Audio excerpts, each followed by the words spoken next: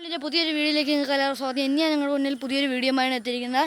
എന്തെന്ന് അറിയുന്നതിന് മുമ്പ് ഒരു കാര്യം പറയുകയാണ്, ഈ വീഡിയോ നിങ്ങൾക്ക് ഇഷ്ടപ്പെടുകയാണെങ്കിൽ സബ്സ്ക്രൈബും ബെൽബട്ടനും ലൈക്കും ഷെയറും കമൻറ്റും ചെയ്യാൻ മറക്കരുത്. ഇന്നത്തെ വീഡിയോ എന്തിനെ കുറിച്ചാണെന്ന് വെച്ചാൽ ചിത്രശലഭങ്ങളെ കുറിച്ചാണ്. നമ്മുടെ ഫസ്റ്റ് നമ്മുടെ ഈ കേരളത്തിൽ അധികം കാണാൻ പറ്റും ഈ ചിത്രശലഭങ്ങളൊക്കെ.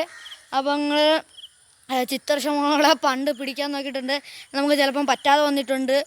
അപ്പോൾ ഇന്ന് ഞാൻ പറയാൻ പോകുന്നത് നമ്മുടെ ചിത്രശലഭങ്ങളെ കുറിച്ചാണ്. പല വർണ്ണത്തിലും പല ഷേപ്പിലുള്ള ചിത്രശലഭങ്ങളുണ്ട്. ഇതിൻ്റെ ഒരു പ്രത്യേകത, ഇത് നമ്മളെ അഴക് കൊണ്ട് കാണിച്ച് മയക്കും, അതാണ് ഇതിൻ്റെ ഒരു പ്രത്യേകത.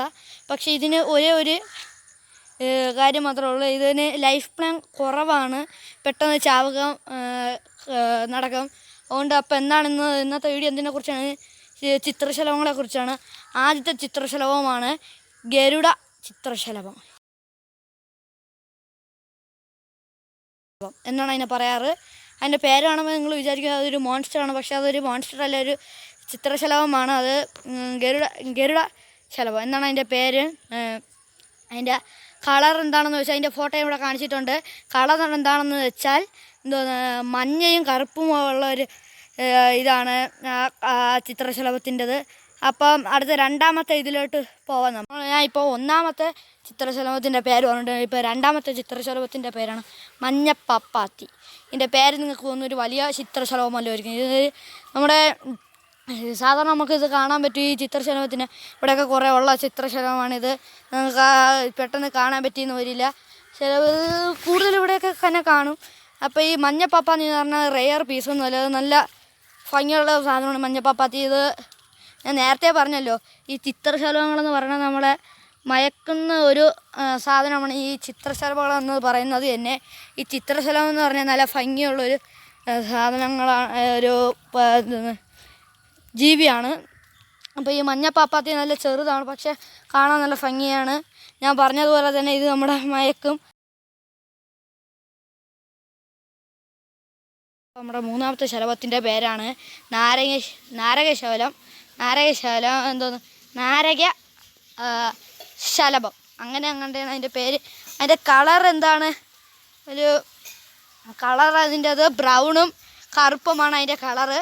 ഈ നാരകശലഭത്തിൻ്റെ കളറെന്ന് പറയുന്നത് ബ്രൗണും കറുപ്പുമാണ്.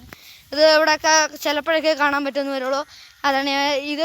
ചിലത് നല്ല റെയർ പീസായിരിക്കും ഈ ബട്ടർഫ്ലൈ, ചിലത് റെയർ പീസ് അല്ലാത്തായിരിക്കും.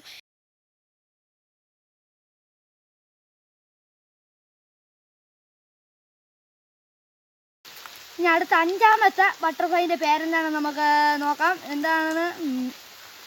കരിനീലക്കടുവ. ഓർക്കാൻ മറന്നു, ഇത്തിരി ഇത്രയാൻ പറഞ്ഞില്ല, മറന്നു പോകണം. ഇതിൻ്റെയൊക്കെ കാര്യം പറയേണ്ടത് മറന്നുപോയി. അതുകൊണ്ട് കരിനീലക്കടുവ എന്നാണ് അതിൻ്റെ പേര്. ഇതിൻ്റെ കളർ എന്ന് വെച്ചാൽ ഒരു ലൈറ്റ് ബ്ലൂവും വേണ്ട ഒരു ബ്ലൂവും പിന്നെ വെള്ള, പിന്നെ ഏത് കളറ് ബ്ലാക്ക് കളറും എല്ലാം കൂടെ ഒന്ന് മിക്സ്ഡായ കളറാണ്.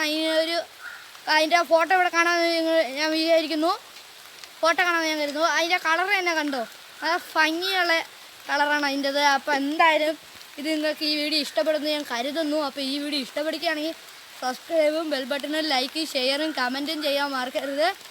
ഈ ഫോട്ടോസൊക്കെ നിങ്ങൾ കണ്ടെന്ന് ഉറപ്പ് വരുത്താൻ ഒരു ലൈക്ക് ബട്ടനും കൂടെ ഒന്ന് അമർത്തിയാൽ മാത്രം മതി. അപ്പോൾ എന്തായാലും അടുത്ത വീഡിയോയിൽ നമുക്ക് കണ്ടുമുട്ടാം. അതുവരെ ബൈ ഫ്രണ്ട്സ്.